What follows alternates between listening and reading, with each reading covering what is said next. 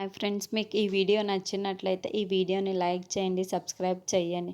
August 15th celebrations start అయిపోవడంతో అందరూ కూడా performance start చేసేసి ఉంటారు.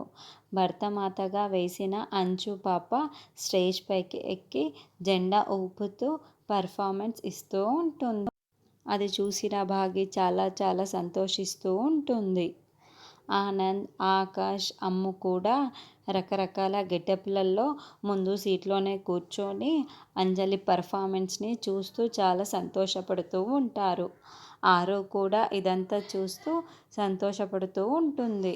తరువాత తీవ్రవాదులు మాట్లాడుకుంటూ ఉంటారు. అన్నా, అదిగో ఆ అమరేంద్ర పిల్లలు పర్ఫార్మెన్స్ ఇస్తున్నారంట అని చెప్పడంతో, అయితే వాళ్ళు ముందు వరుసలోనే కూర్చొని ఉంటారు. ముందుగా వాళ్ళని ఎత్తుకొని వచ్చేయాలి అని టెర్రరిస్ట్ చెప్పడంతో, అలాగే అన్న తప్పకుండా ఎత్తుకొని వస్తామని ఇంకో టెర్రరిస్ట్ చెబుతూ ఉంటాడు.